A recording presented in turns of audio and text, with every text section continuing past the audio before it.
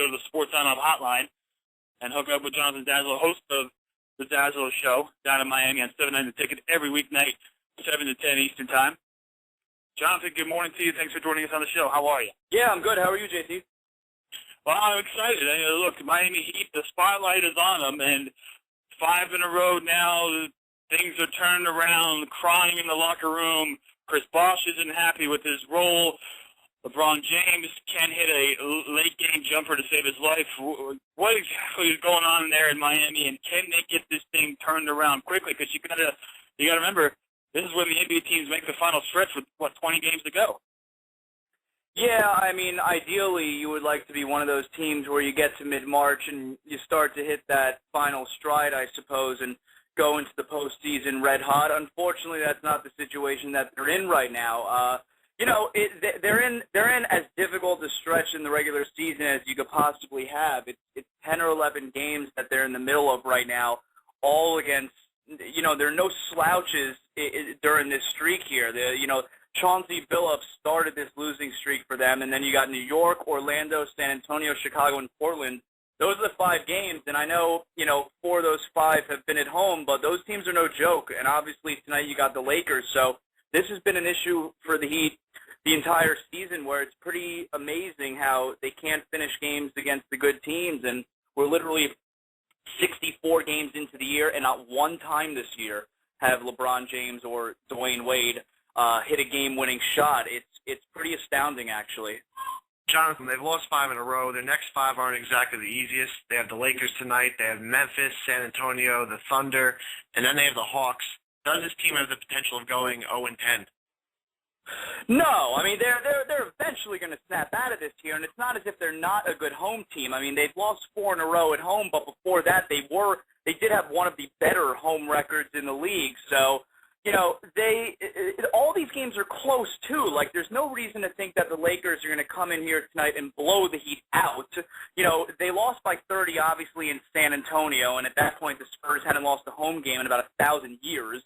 But all these other games, and every game this year that they've lost to a good team, they have all come down to the wire. And like I said, you just haven't had LeBron or Wade able to hit a game-winning shot, which is pretty amazing. And those guys have a pretty decent track record of being able to hit a big shot. So these games are going to be close against these big teams that you mentioned, and eventually one of those guys are going to hit the shot.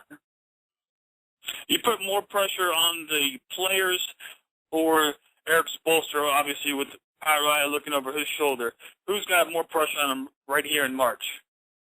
Well, Eric Spoelstra, I mean, everyone on the outside wants to believe that Pat Riley's looking over his shoulder. Pat Riley's not looking over his shoulder, and Pat Riley had some comments yesterday in New York at the Big East tournament that someone got a hold of him, and he told them flat out that everyone needs to stop talking about Spoelstra being replaced. It was in the papers this morning, I think up in Newark. And there's no chance that he's replacing the coach. I mean, he has his full endorsement. There isn't any pressure, at least right now, on the head coach as far as being replaced this season. So the pressure is going to be on the players. I mean, these guys got together and they decided to form this super team, and they have reputations of being superstar players. So, yeah, ultimately the pressure is going to be on the players, which it should be. Those are the guys out there who aren't finishing the games, not the head coach. Jonathan, last time we had you on, it was around the time that the Heat were kicking off the season, and Whiskey Tango owner John Twidora had put out there that if you come and watch the Heat games and they lose, we're going to cover your bar tab. Well, so far he's lost, I believe, $85,000 range. Is that the place to hang out now? Well, I actually saw that story yesterday also, and I'm a little bit confused about the story because I know it says, I think the number was $85,000, but I'm curious if he's actually down $85,000 because of the promotion, or if he's lost $85,000 in the money that he had to give out in bar tabs. But as I figured, overall, while he's giving out bar tabs, he's still making money at the end because people are hanging out there for 3+ hours and drinking. So even though at the end of the night he's giving out $25 in bar tabs, the money he makes overall for the night, he ends up being on the plus side. So I saw the same thing you did, but I'm a little bit confused as to if he is actually losing money. Understand what I'm saying? No, that's exactly the action on the card. Talking with Jonathan Zaslow from 790 The Ticket. You can listen to the show, Zaslow Show, 7 to 10 Eastern Time. Really enjoyed myself, and I'm heading back down to South Florida, 3 weeks away. So looking forward to that, and I'll be sure to tune in when I'm in town. All right, Daz, Heat Lakers tonight. How do you see this shaking down? Because another loss at home can't be good for this team.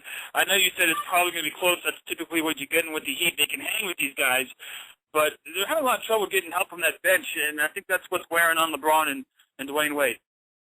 The bench has been absolutely terrible. There's no doubt about it. They're last in the league in points scored, and the last game in particular, they had 8 total points, and they got nothing else from anyone. Chalmers was the only one who gave them double digits. Bosch was miserable in the game against Portland. What I was saying last night was I'm excited about this game tonight because what's the worst thing that could possibly happen? I mean, seriously, what's the worst thing that could happen? They could end up losing 6 in a row. Well, they lost 5 in a row right now, so 6 in a row is not that much of a difference, and it's certainly no shame in losing to the Lakers. So I feel like it's a high-reward, low-risk scenario where if they lose, okay, they still have a losing streak, and if they win, everyone feels a whole lot better right away because they beat the Lakers. Yeah, I guess the worst thing that's going to happen would probably be the Heat losing by 20 or 25 against the Western Conference elite. So that would probably be the worst thing, worse than just getting a loss.